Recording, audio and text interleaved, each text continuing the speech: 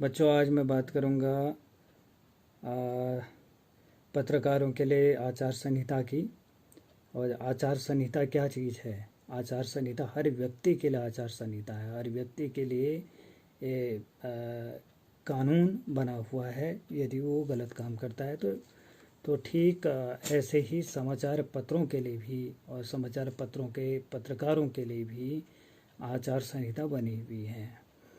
अखिल भारतीय समाचार संपादक सम्मेलन AINEC की आचार संहिता को मैं आपके समक्ष रख रहा हूँ। कुछ 10, 12, 15 पॉइंट हैं और उस पॉइंट को आपको ध्यान में रखना है कि किस तरीके से समाचार पत्र को संचालित करते हुए पत्रकार को आचार संहिता का पालन करना पड़ता है। इसमें जो पहला पॉइंट मैं आपको बता रहा हूँ कि मूल मानवीय और सामाजिक अधिकारों का पत्रकार को उचित आदर करना चाहिए। जो सामाजिक अधिकार मिले हुए हैं या फिर जो मूल मानवीय जो अधिकार मिले हुए हैं उनका सम्मान करना चाहिए और उसका आदर करना चाहिए। अपने जो वृत्ति है या जो अपना जो पेशा है उसको पुनीत कर्तव्य मानकर उसकी सेवा करनी चाहिए।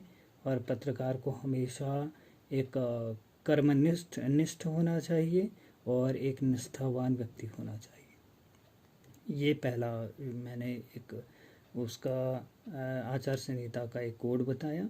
अब दूसरा है कि जो जातीय, धार्मिक और आर्थिक भेदों से उत्पन्न तनाव भरे समाचारों को देते समय या उन पर टिप्पणी करते समय पत्रकारों को खास तौर अपने ऊपर नियंत्रण रखना चाहिए।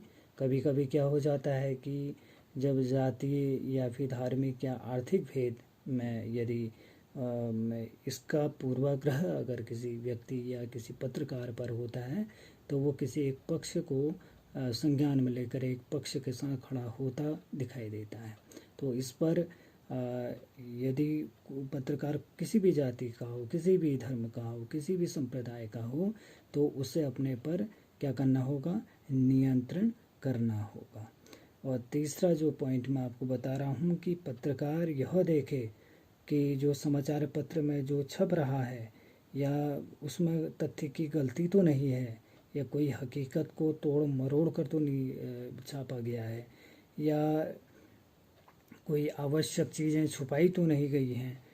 तो उस सब छपी हुई सामग्री का वो क्या करे? एक जिम्मेदारी ले, जिम्मेदारी को स्वीकार करे। यदि किसी लेख की जिम्मेदारी अपने ऊपर लेने में वो असमर्थ है तो इसका उस लेख पर अपना मत को स्पष्ट कर देना चाहिए। अफवाह और अपुष्ट समाचारों को अफवाह और अपुष्ट समाचार ही लिखा जाना या माना जाना चाहिए। और जो गोपनीयता है, अगर वो किसी माध्यम से समाचार पत्र कार्यालय में पहुंच रही है कोई खबर और जिस सोर्स से वो खबर आ रही है अगर या जिस सोर्स से वो खबर दी जा रही है उसकी गोपनीयता को बनाए रखे। अक्सर समाचार पत्रों में ऐसे केस आते हैं जिसमें जो समाचार देने वाला है उसका नाम गोपनीय रखा जाता है। तो ये लिखा जाता है कि विश्वस्त सूत्रों के अनुसार।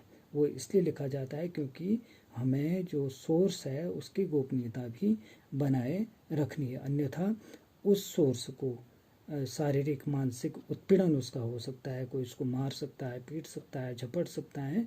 इसलिए वो गोपनीयता बनाए रखनी चाहिए। और गलत कोई समाचार अगर छप गया है समाचार पत्र में तो उसका खंडन भी, अगर वो संज्ञान में आ गया है तो उसका खंडन भी दूसरे दिन लिख देना चाहिए। यदि खंडन की मांग कहीं से आ जाए तो गलत बातों का प्रतिवाद प्रकाशित होना ही चाहिए। अगर वहाँ पर कहीं पर प्रतिवाद आता है खंडन के बाद भी तो उस प्रतिवाद को भी वहाँ पर छाप देना चाहिए। अक्सर समाचार पत्र के जो पत्रकार होते हैं या संपादक जो होते हैं वो खंडन नहीं छापते और न खंडन के बाद भी अगर कोई प्रतिवाद हो गया तो उसको अपनी छवि के को अभी अपनी छवि को जो नुकसान उनके पहुंच रहा होता है उस वजह से वो नहीं छापते, जबकि वो छापना चाहिए। और ऐसे उद्देश्यों के लिए जिनका संबंध पत्रकारिता से नहीं है या व्यवसाय की जो है व्यवसाय की सहायता लेना उचित नहीं है। इस चीज़ का उनको विशेषतः ध्यान में रखा जाना चाहिए। किसी चीज़ को प्रकाशित करने के लिए उसको घूस नहीं लेनी है, और घूस स्वीकार करने से यदि कोई चीज़ प्रकाशित करने या न करने के लिए घूस मांगने या घूस स्वीकार करने से बढ़कर पत्रकार के लिए कोई और बुरी बात नहीं है, तो उसको विशेष ये ध्यान देना चाहिए कि यदि कोई घूस देने की उसको वकालत कर रहा है या घूस देना चाह रहा है तो बिल्कुल मना कर दे। और चूँकि यह एक समाचार पत्र का दायित्व है कि वो निष्पक्ष रूप से किसी के साथ खड़ा रहे और वो घूस ना ले, तो समाचार और तथ्यों के संकलन और प्रकाशन की स्वतंत्रता तथा उचित टिप्पणी करने का अधिकार हो। ये आपको ध्यान में रखना है कि जब कोई समाचार पत्र का पत्रकार इस चीज़ को देखे, उसको अपने सिद्धांतों को बनाए रखना चाहिए और सिद्धांतों के लिए पत्रकार को हमेशा तत्पर खड़ा रहना चाहिए।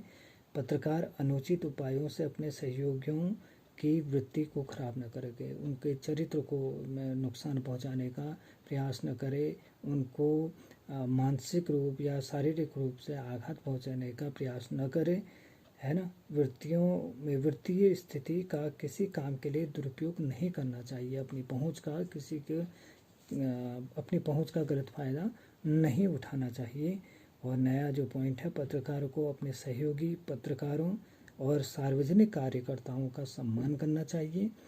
व्यक्तिगत वाद विवाद समाचार पत्रों में जारी रखना अपनी वृत्ति की प्रतिष्ठा के लिए हानिकारक है। और किसी व्यक्तिगत जीवन के संबंध में अफवाह या निराधार चर्चा प्रकाशित करना मर्यादाओं के प्रतिकूल है, इसको नहीं छापा जाना चाहिए। और जनहित में किसी के निजी जीवन की बातें प्रकाशित करना यदि ज़रूरी हो तो वो तथ्यपरक और संतुलित होने चाहिए। किसी के निजी जीवन के कोई चीज़ प्रकट नहीं होने चाहिए। अपने पहुंच का किसी व्यक्ति को नुकसान ना हो, और अपने जितने भी जो साथी पत्रकार हैं और या सार्वजनिक जो सदस्य हैं उनका सम्मान होना चाहिए। यह प्रयास करना चाहिए कि समाचार पत्र में जो चीज़ छपे उसकी जिम्मेदारी स्वयं संपादक या समाचार पत्र का पत्रकार ले, वो जिम्मेदारी को स्वीकार करे, अन्यथा समाचार पत्र की जो छवि है वो धूमिल होगी और समाचार पत्र में निरंतर गिरावट होगी।